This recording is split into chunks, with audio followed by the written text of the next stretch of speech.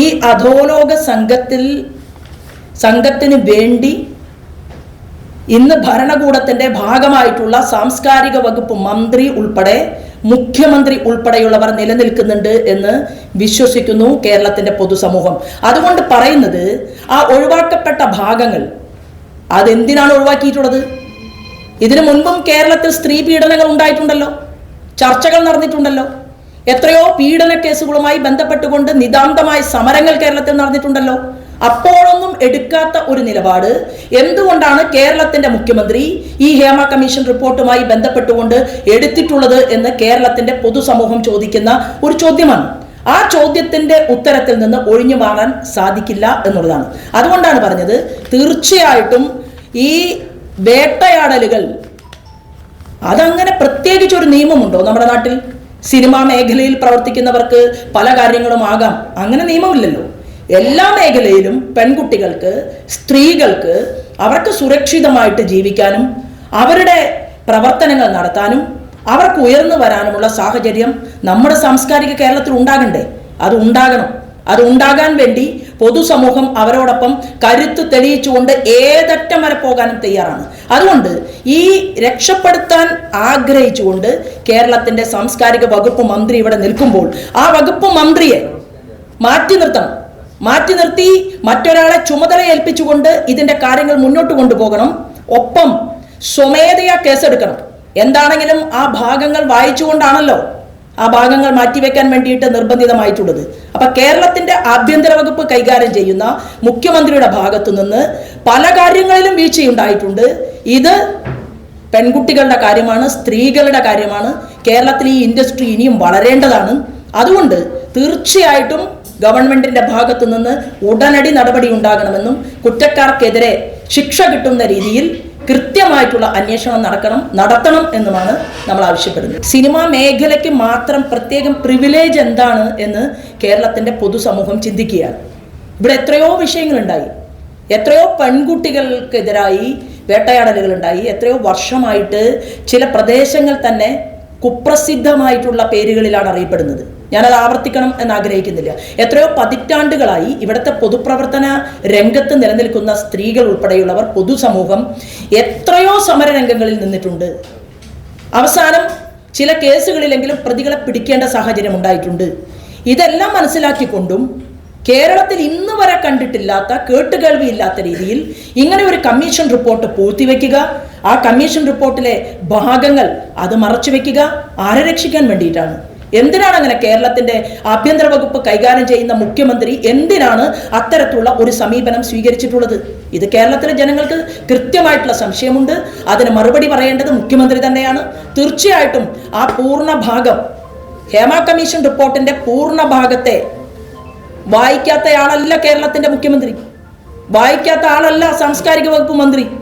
അപ്പൊ ആ പൂർണ്ണമായിട്ടുള്ള ഭാഗങ്ങളിൽ ഉത്തരവാദിത്തപ്പെട്ട കക്ഷികളെ കുറിച്ചുള്ള വിവരങ്ങളുണ്ട്. ആ വിവരങ്ങൾക്ക് അടിസ്ഥാനമായി കൊണ്ട് സ്വമേധയാ കേസെടുക്കാൻ ഗവൺമെന്റ് തയ്യാറാകണം എന്നാവശ്യപ്പെട്ടുകൊണ്ടാണ് ഞാൻ നിങ്ങളുടെ മുന്നിൽ ഇരിക്കുന്നത്.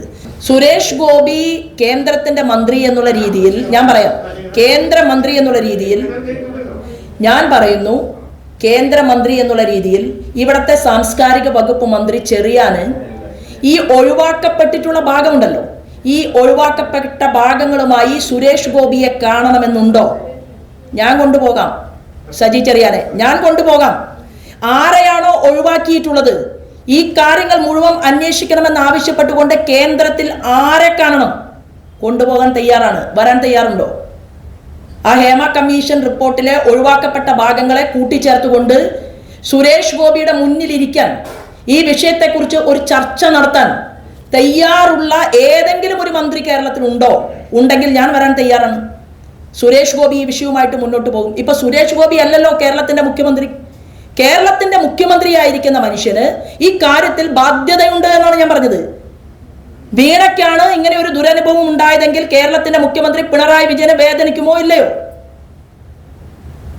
അങ്ങനെയാണെങ്കിൽ ഒരു അച്ഛൻ എന്നുള്ള രീതിയിലുള്ള മനസ്സുണ്ടെങ്കിൽ ഈ സിനിമാ മേഖലയിൽ ഉണ്ടായ വിഷയങ്ങളിൽ കുറ്റം ചെയ്തതിനെതിരെ നടപടിയെടുക്കാൻ എന്തിനാണ് കേരളത്തിന്റെ ബഹുമാനപ്പെട്ട മുഖ്യമന്ത്രി ഭയപ്പെടുന്നത്? അതിനാഗ്രഹം തന്റെ ഇടം ഉണ്ടോ എന്നുള്ളതാണ്. ഇവിടെ എന്തിനാണ് ഈ ഫെഡറൽ സംവിധാനം? എന്തിനാണ് കേരളത്തിലൊരു മുഖ്യമന്ത്രി? എന്തിനാണ് കേരളത്തിൽ ഒരു ആഭ്യന്തര വകുപ്പ് മന്ത്രി, സാംസ്കാരിക വകുപ്പ് മന്ത്രി എന്തിനാണ്? അദ്ദേഹം തീർച്ചയായിട്ടും അദ്ദേഹത്തിന്റെ ഉത്തരവാദിത്വം നിർവഹിക്കും.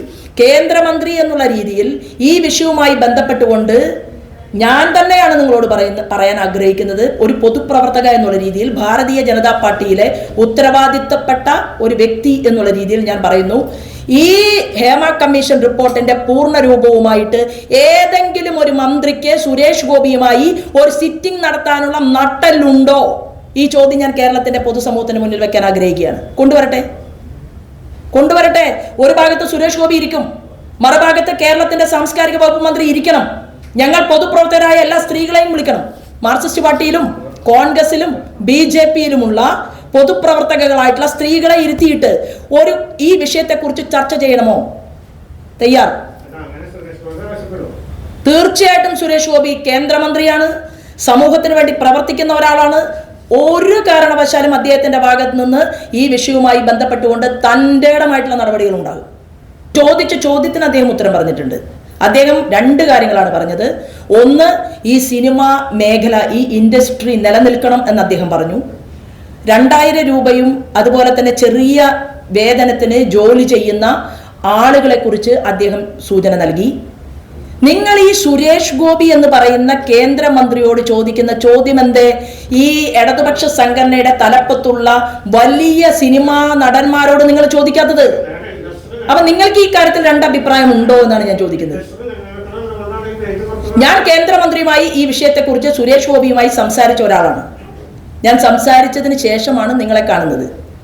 അപ്പോൾ ഞാൻ പറയുന്നു നിങ്ങളോട്, നിങ്ങൾ ഹേമ കമ്മീഷൻ റിപ്പോർട്ട് പൂർണ്ണമായി പൊതുസമൂഹത്തിന്റെ മുന്നിൽ വെക്കണമെന്ന് ആവശ്യപ്പെട്ടുകൊണ്ട് ഒരു പ്രഷറും മാധ്യമ സുഹൃത്തുക്കളുടെ ഭാഗത്ത് നിന്ന് കാണുന്നില്ല.